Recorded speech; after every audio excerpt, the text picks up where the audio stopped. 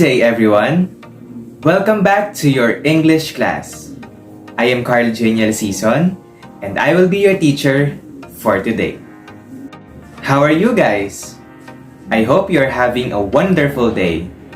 By the way, do you want to learn something new again? I'm excited too. Well, just sit back and relax because in this video, we are going to improve your English grammar skills. But before anything else, let us first have a short review with our past lesson. Do you still remember our lesson last meeting? You have a nice memory. We tackled about the past tense of the verb. And when do we use the past tense of the verb? You are right. We use the past tense of the verb when we want to imply that the action is already done and the time marker in the sentence is also finished. And now you are ready to move on to our next lesson. But before that, we will first play a game. And this game is called Name That GIF. I am going to flash GIFs on your screen, and you have to think what specific action verb each GIF portrays. After that, you have to shout the past participle form of that verb. Is that clear? Let us first have an example. What specific action verb does that GIF portray? You are right. The verb is call. What is the past participle form of the verb call? Perfect! The past tense of the verb call is called, and the past participle form of that verb is called also. So you have to shout the word called. Is that clear? If there is also someone who is watching with you right now, you can play this as a game. The first one to shout the correct answer gets 1 point. And whoever gets the highest score at the end of the game is the winner. Are you ready? Here is our first GIF. What is the action? Cook.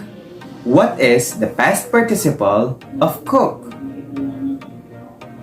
The past tense of cook is cooked, and the past participle of cook is cooked also. So the correct answer is cooked. Very good. Here is our second GIF. What is the action? The action is write. What is the past participle of write?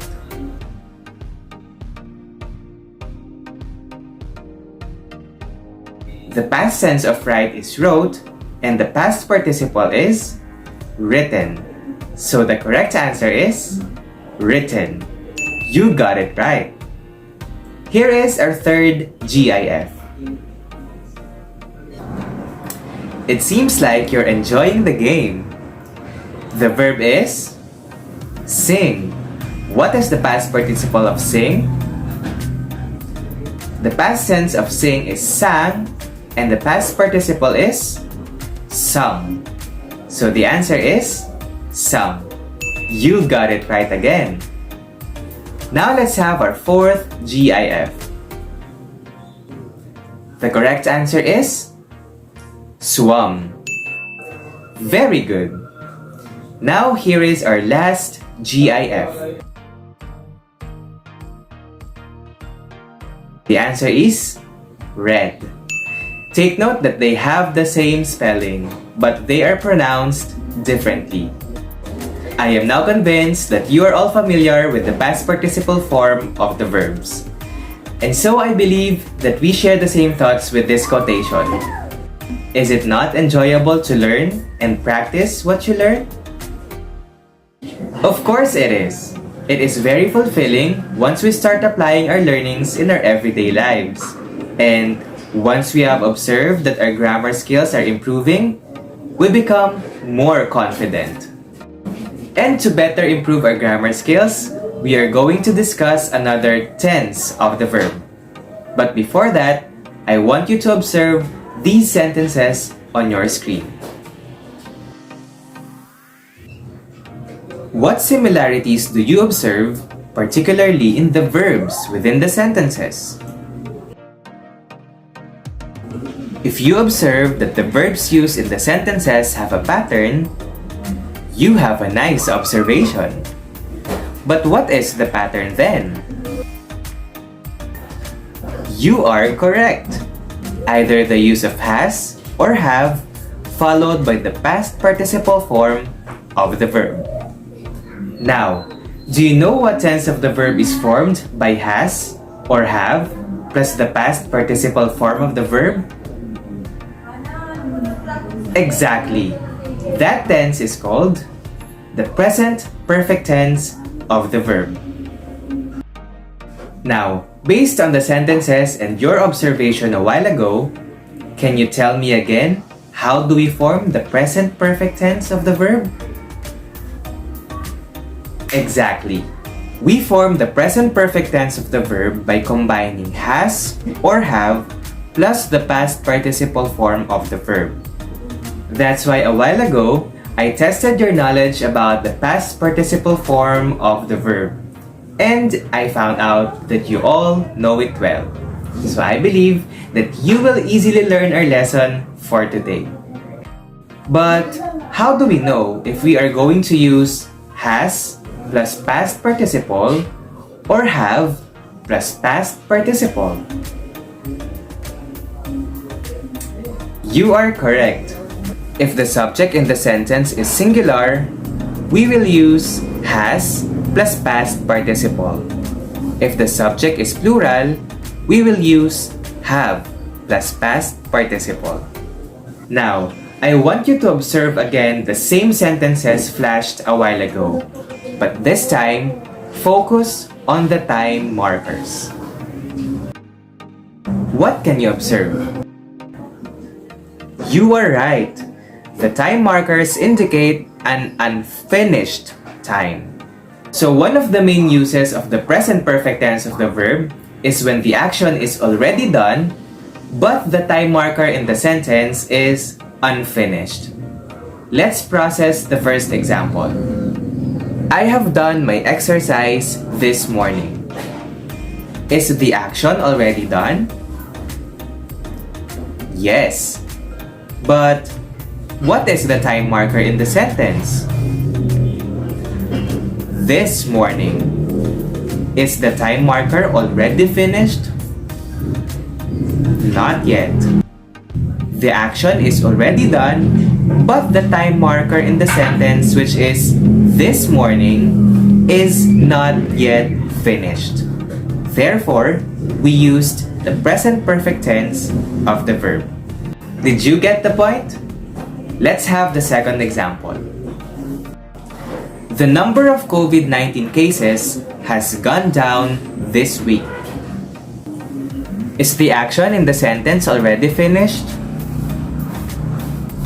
Yes. How about the time marker? Is the time marker already finished? Not yet. The action is already done, but the time marker is not yet finished. Therefore, we use the present perfect tense of the verb. Let's have the third example. This month, the World Health Organization has confirmed the existence of Omicron variant. Is the World Health Organization already done in confirming the variant? Yes. But how about the time marker? The time marker in the sentence is this month. Is the time marker already finished? Not yet. Hence, we use the present perfect tense of the verb. You got the point, guys. We use the present perfect tense of the verb if the action is already done, but the time marker in the sentence is not yet finished. Now, can you give me more examples of time markers that indicate an unfinished time? How about in this pool of words? Can you identify the time markers that indicate an unfinished time?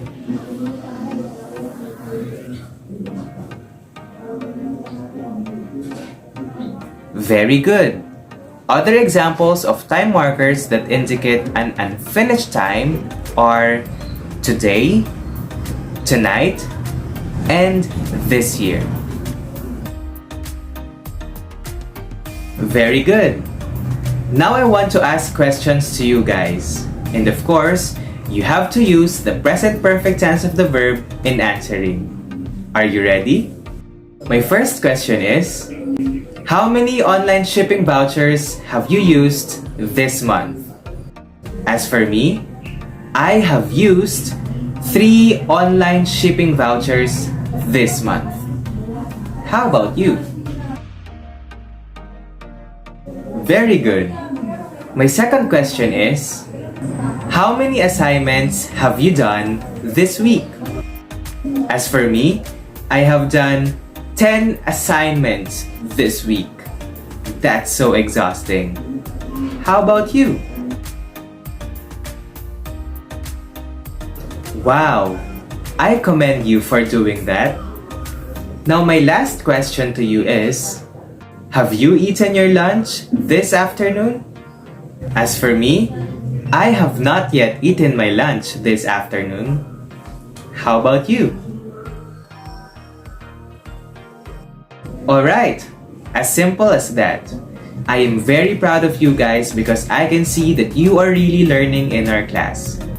But of course, in the English grammar, there are also other rules as for when to use the present perfect tense of the verb. But let us not make things too complicated. This is already enough. After all, you may still encounter the lesson in the higher levels and learn the other rules. But as for today, we have learned that one of the main uses of the present perfect tense of the verb is when the action in the sentence is already done, but the time marker in the sentence indicates an unfinished time. And now, to further improve your communicative skills with respect to the present perfect tense of the verb, I want you to use it in conversation. You may talk with your mom, or your dad, or your friends through social media and ask them what they have done today. You may also share what you have done today. Remember to use the present perfect tense of the verb because you are going to use today as your time marker, which indicates an unfinished time. You may now pause this video and resume watching after your conversation. I'll wait for you.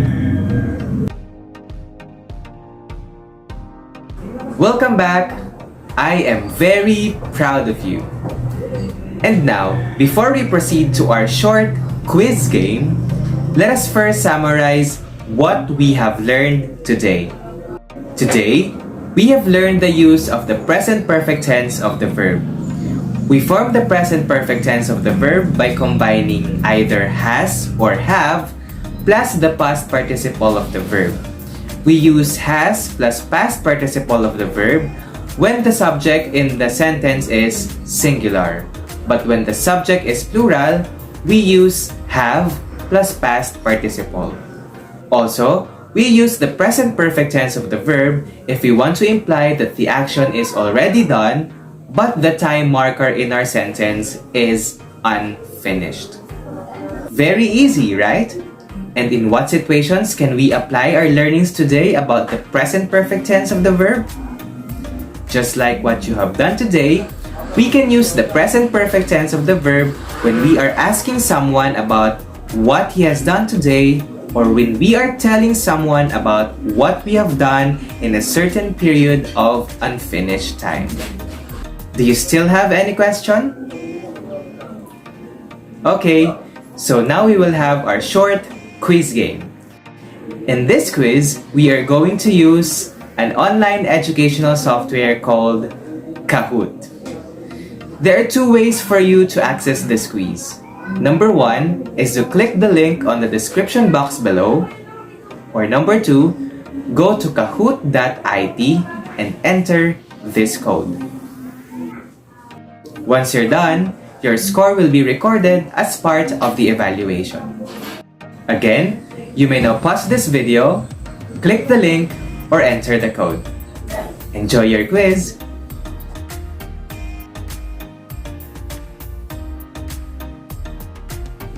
Wow! The results show that you have learned a lot today. Congratulations, everyone! You should treat yourself after this class. And to further practice your skills, here is your assignment.